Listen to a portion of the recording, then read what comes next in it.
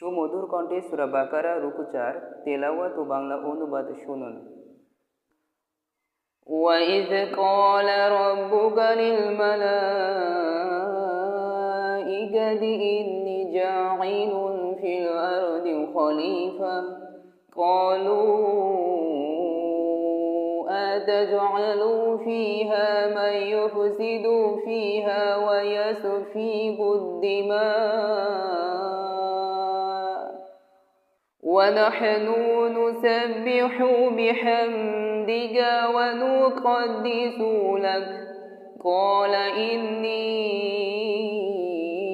أَعْلَمُ مَا لَا تَعْلَمُونَ।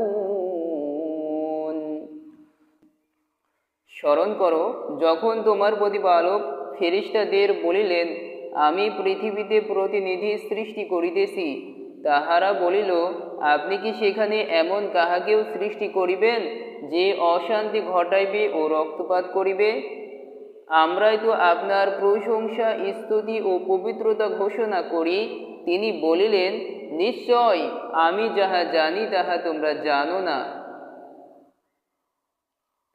وَعَلَّمَ آدَمَ الْأَسْمَاءَ كُلَّهَا ثُمَّ عَرَضَهُمْ عَلَى الْمَلَائِكَةِ فَقَالَ أَنبِئُونِي بِأَسْمَاءِ هَؤُلَاءِ إِن كُنتُمْ صَادِقِينَ। আর তিনি আদমকে যাবতীয় নাম শিক্ষা দিলেন। তারপর সেই সমুদয় ফেরেশতাদের সম্মুখে প্রকাশ করিলেন এবং বলিলেন, এই সমুদয়ের নাম আমাকে বলিয়া দাও, যদি তোমরা সত্যবাদী হও। ক্বালু সুবহানাকা লা ইলমা লানা ইল্লা মা আল্লামতানা ইন্নাকা আনতাল আলিমুল হাকীম। তাহারা বলিল, আপনি মহান, পবিত্র। আপনি আমাদের যা শিক্ষা দিয়াছেন তাহা ছাড়া আমাদের তো কোনো জ্ঞানই নাই। বস্তুত আপনি জ্ঞানময় ও প্রজ্ঞাময়। قَالَ يَا آدَمُ أَنبِئْهُم بِأَسْمَائِهِمْ فَلَمَّا أَنبَأَهُم بِأَسْمَائِهِمْ قَالَ أَلَمْ أَقُل لَّكُمْ إِنِّي أَعْلَمُ غَيْبَ السَّمَاوَاتِ وَالْأَرْضِ وَأَعْلَمُ مَا تُبْدُونَ وَمَا كُنتُمْ تَكْتُمُونَ। তিনি বলিলেন, হে আদম, তাহাদেরকে এই সকল নাম বলিয়া দাও। সে তাহাদেরকে এই সকলের নাম বলিয়া দিলে তিনি বলিলেন, আমি কি তোমাদেরকে বলি নাই যে আকাশমণ্ডলী ও পৃথিবীর অদৃশ্য বস্তু সম্বন্ধে আমি নিশ্চিতভাবে অবহিত এবং তোমরা যাহা ব্যক্ত করো বা গোপন রাখো আমি তাহাও জানি। وَإِذْ قُلْنَا لِلْمَلَائِكَةِ اسْجُدُوا لِآدَمَ فَسَجَدُوا إِلَّا إِبْلِيسَ أَبَى وَاسْتَكْبَرَ وَكَانَ مِنَ الْكَافِرِينَ। যখন আমি ফেরেশতাদের বলিলাম আদমকে সিজদা করো, তখন ইবলীস ব্যতীত সকলেই সিজদা করিল। সে অমান্য করিল ও অহংকার করিল, সুতরাং সে কাফিরদের অন্তর্ভুক্ত হইল। وَقُلْنَا يَا آدَمُ اسْكُنْ أَنتَ وَزَوْجُكَ الْجَنَّةَ وَكُلَا مِنْهَا رَغَدًا حَيْثُ شِئْتُمَا وَلَا تَقْرَبَا هَٰذِهِ الشَّجَرَةَ فَتَكُونَا مِنَ الظَّالِمِينَ।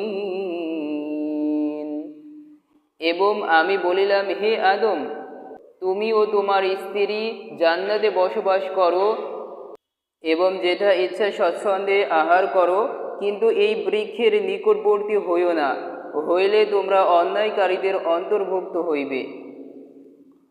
فأزلهما الشيطان عنها فأخرجاهما مما كان فيه وقلنا اهبطوا بعضكم لبعض عدو ولكم في الأرض مستقر ومتاع إلى حين।